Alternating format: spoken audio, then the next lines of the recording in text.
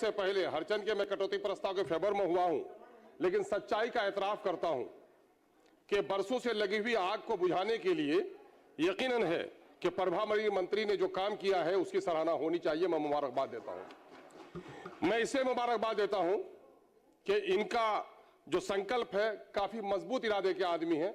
Sir, आपकी कुर्सी पर बैठकर इन्होंने जो ऐतिहासिक काम किया है, पुरानी तारीख रही है कि 100% सवालों के जवाब कभी नहीं आते थे और यह सौभाग्य उनका रहा कि इन्होंने तय किया और करके दिखाया। नमस्कार, आपके साथ में रोहित कुमार, आप है न्यूज फॉर नेशन पर। बिहार के डिप्टी सीएम विजय सिन्हा जिस तरीके से एक्शन में है, उसकी चर्चा दफ्तर से लेकर के गांव-गांव में होने लगी है। बिहार में भूमि विवाद को सुलझाने की मुहिम पर निकल गए हैं बिहार के डिप्टी सीएम विजय सिन्हा। तो अब उनकी तारीफ में जो है विपक्ष के लोग भी जो हैं दिल खोल करके सामने आ गए। दरअसल हुआ यह है कि आज बिहार विधान सभा के अंदर अख्तरुल इमान जो कि AIMIM के विधायक हैं, उन्होंने विजय सिन्हा के एक्शन, उनकी बातों और जिस मुहिम पर वो निकले हैं ताकि जो विवाद की जड़ में जो जमीन है उस समस्या का जो समाधान करने की जो कोशिश है उनकी, उस पर जम के तारीफ की है। दरअसल AIMIM के जो विधायक हैं और विधायक दल के जो नेता हैं अख्तरुल इमान, उन्होंने विधानसभा के अंदर विजय सिन्हा की जम के तारीफ की और कहा कि इससे हर परिवार जो है त्रस्त है और विजय सिन्हा ने जो बीड़ा उठाया है उसमें दिक्कतें हैं, लेकिन हम सब उनके साथ खड़े हैं और हम सब चाहते हैं कि जो समस्या है बिहार में जमीन के नाम पर जो एक तरीके से कहें कि तनाव बार बार समाज के अंदर पैदा हो रहा है, अब परिवार के अंदर पैदा हो रहा है, उन तमाम चीजों को दूर किया जाए। क्या कुछ कह रहे हैं अख्तरुल इमान विधानसभा के अंदर में, सुनवाते हैं आपको। बोलने का मौका दिया, हम आपके शुक्रगुजार हैं और मैं कटौती प्रस्ताव के ताल्लुक से अपने इजहार ख्याल के लिए खड़ा हुआ हूं और सौभाग्य है कि हमारे रेवेन्यू मिनिस्टर तीन मंत्रालय के प्रभारी मंत्री हैं, रेवेन्यू के भी, माइंस के भी और नगर विकास के भी। मैं सबसे पहले हरचंद के मैं कटौती प्रस्ताव के फेवर में हुआ हूं, लेकिन सच्चाई का एतराफ करता हूं कि बरसों से लगी हुई आग को बुझाने के लिए यकीनन है कि प्रभारी मंत्री ने जो काम किया है उसकी सराहना होनी चाहिए। मैं मुबारकबाद देता हूं। मैं इसे मुबारकबाद देता हूं कि इनका जो संकल्प है काफी मजबूत इरादे के आदमी हैं। सर, आपकी कुर्सी पर बैठकर इन्होंने जो ऐतिहासिक काम किया है, पुरानी तारीख रही है कि 100% सवालों के जवाब कभी नहीं आते थे और यह सौभाग्य उनका रहा कि इन्होंने तय किया और करके दिखाया। मैं उम्मीद करता हूं कि बिहार की गरीब जनता जो आज रेवेन्यू के मामले में परेशान है, परेशान बड़े लोग नहीं है सर, हम जैसे लोग नहीं है, पढ़े लिखे लोग नहीं है, गरीब, बेवा, यतीम, मजदूर ये परेशान है, लूटे जा रहे हैं।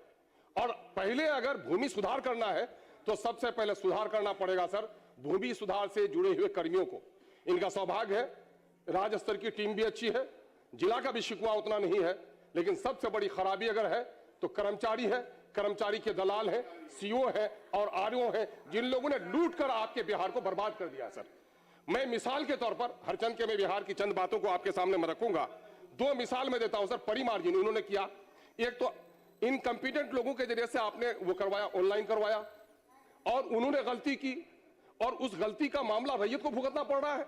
किसी का पिता का नाम गलत, रकबा गलत, प्लॉट नंबर गलत, खाता गलत और नतीजा ये हुआ खेत खाए घोड़ा मार खाए जोला।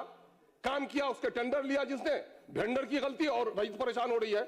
इस पर रैयतों को आफियत देने का काम इनको करना चाहिए। 2 मिसाल बताना सर। अभी सर मेरे अमोर में अभी सर राबिया खातून नाम की पठान टोली की, मौजा पठान टोली की एक महिला है, 27/1/2025 को डीड नंबर 1989 के जरिए से जमीन खरीदती है।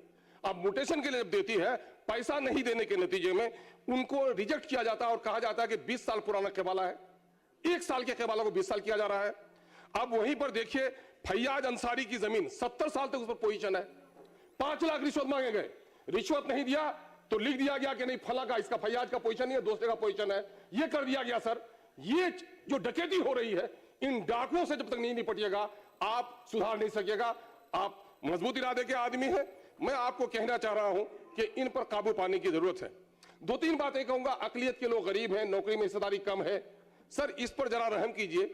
आप झंझारपुर में मिथिला हाट बना रहे हैं, अच्छा काम कर रहे हैं, रोजगार से जोड़िए। उसमें आप देखेंगे कि वहां पर पहले दक्षिण तरफ की जमीन ली गई थी, लेकिन अब माइनॉरिटी के लोगों की जमीन ली जा रही है सर, और वो बेचारे 2 बीघा 3 बीघा वाले हैं। और यहाँ नीतीश मिश्रा साहब हैं, इनके पास लगभग 100 लोग आ गए थे, मुझको भी ले जा रहे थे। मैंने कहा कि नहीं, मैं माननीय मंत्री से गुजारिश करूंगा कि उनको मेन रोड की तरफ है सर, इनके बाल बच्चों के लिए वो जमीन बचाई जाए सर।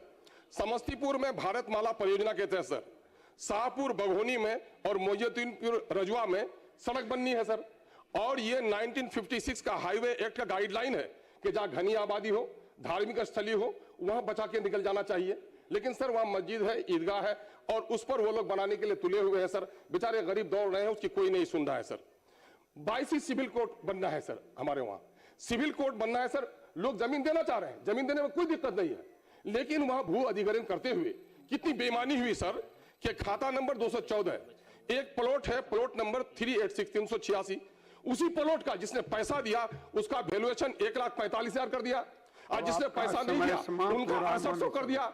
आप बताइए सर कि एक ही जमीन है और एक ही मौजा है और ये किया गया सर। सर एक मिनट सर, खान का मोजीबिया की जमीन पर कब्जा हो रहा है सर और सोफी सर्किट बना रही है सरकार सर।